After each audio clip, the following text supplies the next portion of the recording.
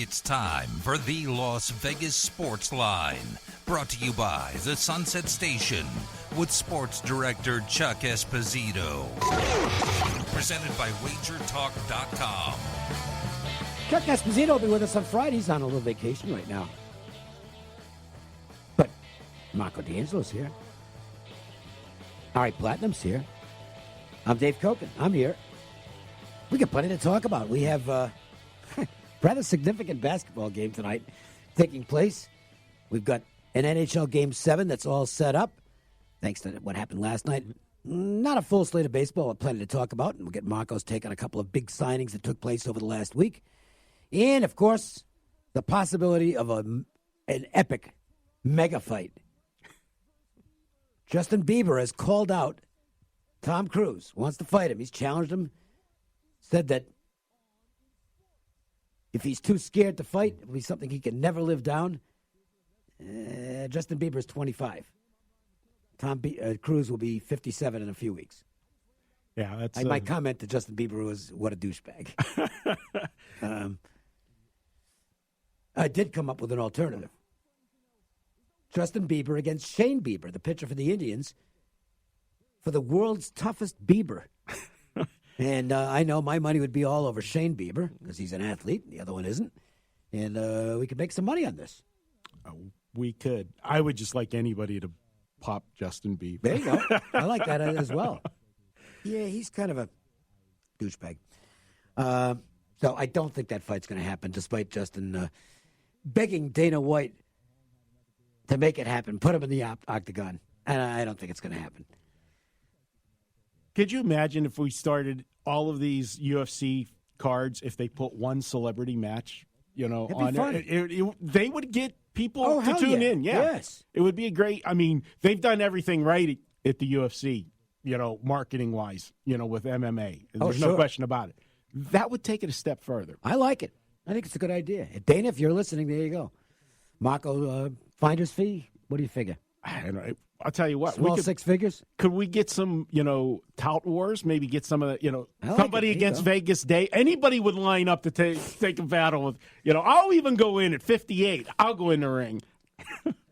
I know somebody else I'd go in the ring with, but I won't say. Could shoot the fight from his Mexican villa. Okay, so let's get to Kevin Durant, because that is the big story tonight. There's no question about that. The Warriors superstar is going to play. And, this is, we know what's happening at the betting windows. This is going nuts. Golden State's not a favorite in the game. There was a $50,000 wager placed at Superbook USA, and at that point, everybody else moved on air. It was already pick 'em at that point, so the Warriors are now the favorite in the basketball game. Look, I'm not going to try and convince anybody either way. Does Durant make that big of a difference? I don't know. We'll find out. I had already made a bet on this game. I figured the Warriors are going to come out and they're going to throw everything but the kitchen sink at Toronto early. So I took, it was mostly a half. There was some +1, but I graded it at +0.5. Took the Warriors in the first quarter. I think that's when we'll see the best of Golden State. Could be wrong. I don't bet much NBA, but that's the way this kind of figures to me. I kind of look at it from a hockey perspective, where in elimination games, watch out for the team that's on the verge of being eliminated in that first period. They usually come out breathing fire. So maybe the Warriors, being the championship team that they are, maybe they do the same tonight. I don't know, with or without Durant, whether they can play with this team for 48 minutes. My question to you, Dave, is if Kevin Durant is ready to go tonight and he wasn't ready to go Friday, how much could he improve in those 3 days? We're talking he's been out for, a month or more? Yeah. Okay, and if you're Kerr and he could have went, why would you not have used him Friday when the series was 2-1 and on the verge of slipping away from you and get that added adrenaline rush of getting the crowd when he walked out on the court? Yeah. Okay, because you're not going to get that same intensity. It's going to spark maybe the Warriors, but if you had a arena full of people going nuts when he takes the floor, you give the whole team that adrenaline shot in the arm, to not use that at home, I just baffles me. So I don't understand that 3 days can make a difference. Is there a possibility this is a Willis Reed type moment? For those who don't remember, Willis Reed couldn't play many, many years ago at the Knicks, but he played. And the crowd went absolutely berserk, and the team was extremely fired up. And it was a desperate measures for desperate times employed by the Knicks, and it worked. But it was at home, Dave. It was at Madison Square Garden. But we're still in a desperate times. They weren't as desperate in Game 4. Look, if the Warriors win Game 4, the series is all back to square. And I think most people thought the Warriors were going to win. At least forget the point spread, just win straight up. I think clearly the majority felt that they were going to win Game 4. They didn't. They did come out and play well in the first half and then ran out of gas. Just got overwhelmed by Toronto's depth and size in the second half. I still think that's what might happen here, because I'm kind of with you. I saw a prop on Durant over and under 23 points. Knee jerk for me on the under. Yeah. I just don't see it. I could be dead wrong. Not like I'm right all the time, but it just doesn't. I just can't imagine him being in real game shape. It's going to change the offensive flow for Golden State. They got to, learn to play again with Durant. I know they've played all year with him, but still, you got a continuity. You've played the rest of, the final game of the Houston series because you closed them out. Right. And then you played the 4 games against Portland without him. And now here we are in Game 5. I would have done it in Game 4. I'm sorry. If there was any way for him to go, get the crowd. Get the crowd there. He didn't even participate in that scrimmage that they had set up to determine whether he was going to be able to go in Game 4. So, I don't know. I think I'm leaning toward it. I don't know that it makes much of a physical difference. I do think it's going to make a mental difference for the Warriors. No question as far as that part goes. But I'll tell you what, how about the flip side of it, Dave? If they're struggling, and I agree with you 100% as far as if you're going to get something out of the Warriors, you get it out of the first quarter. But then the other part of that is, what if it takes them a little bit to get acclimated again, everybody with the ebb and flow of the game, which could be a detriment to Golden State in those first few minutes of the first quarter as he's getting his sea legs back to, looking at it. I didn't make a play before the game, and I did Morning Joe this morning with the Prez as we do, every day on the basketball days. And I said, I don't have a play on the game yet. But I said, this is a game, more than any other game. You jump in game. This is what you handicap, what Take a you look see, and see what's happening. What you see with your eyes. If Kevin Durant is effective, then, hey, all right, I'll buy on. I'll grab in game, because you're going to have the ebb and flow of the game. But is he going to be able to go out there? See, I'll argue that from this standpoint. How far? Yeah, he might look great early on. Energy, just being out there. Adrenaline pumping, but it's hard to see him being able to play, 25, 30 minutes, isn't it? So, to me, he's a candidate to wear down as the game goes on, simply because the conditioning. You just have to wonder about the conditioning. So that's where, when you're watching in game, all right, if he's in there and the Warriors are going toe-to-toe with Toronto and they got maybe a couple-point lead, but you see Toronto staying with them, then you have to figure Toronto's going to make that run later in the game. Could be. It's going to be fun. It's been a fun series to watch anyway. In fact, since the first round ended, the NBA playoffs have been dynamite. There's been some terrific matchups, and hopefully we got another one tonight. Meanwhile, the Raptors are in the same position, sort of, that the St. Louis Blues were in. It's only Game 5, so they've got 2 more shots after this if they lose, unlike the Blues.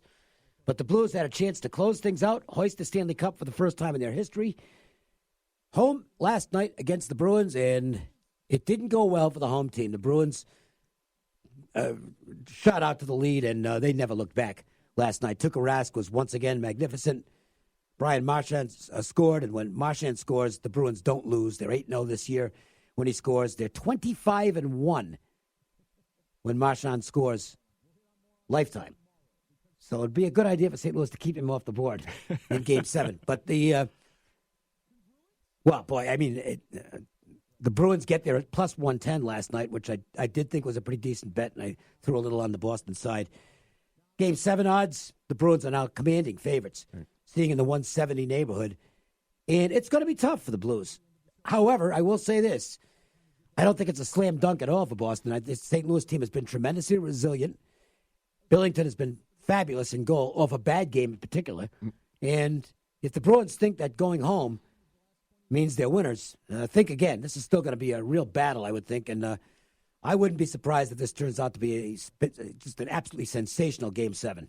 Well, for this hockey season, Dave, would you expect anything else other than a 7-game series for the Stanley Cup Finals? I mean, it's been a great run for the hockey, as you said.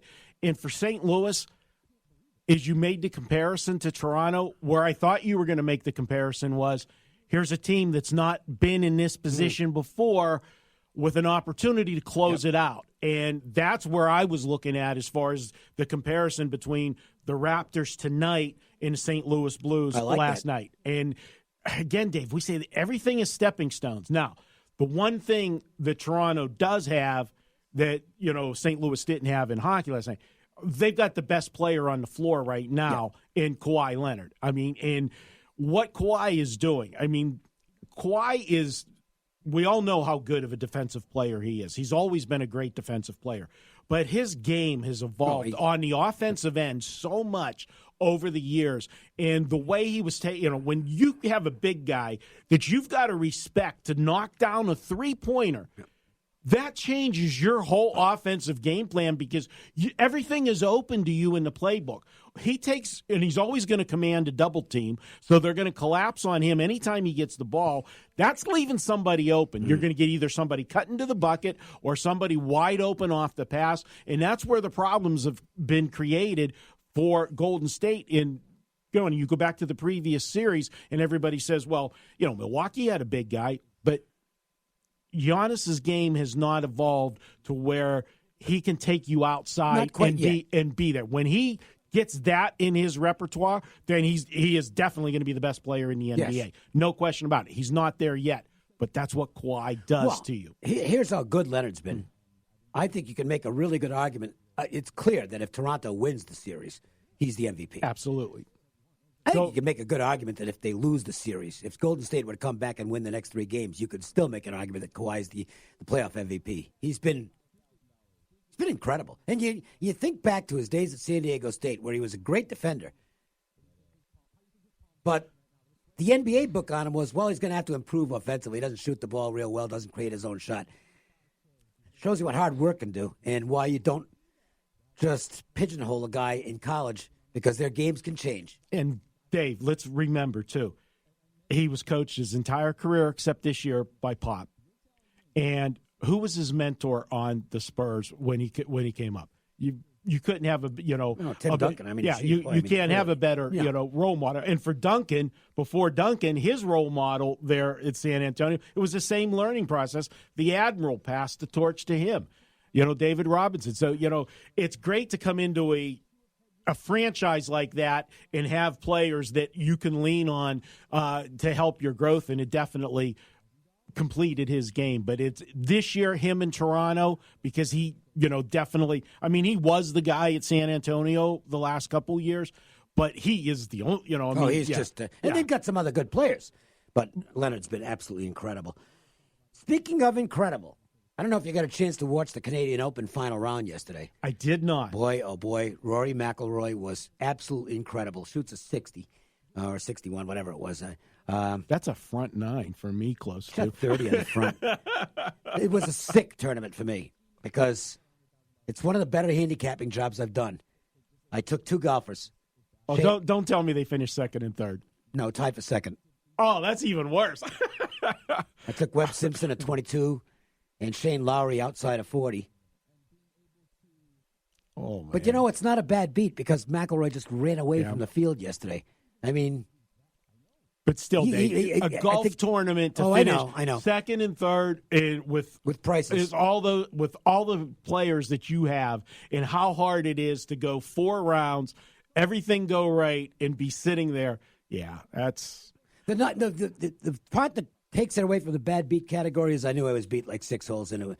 yesterday. It's like nobody's catching It's a Mac.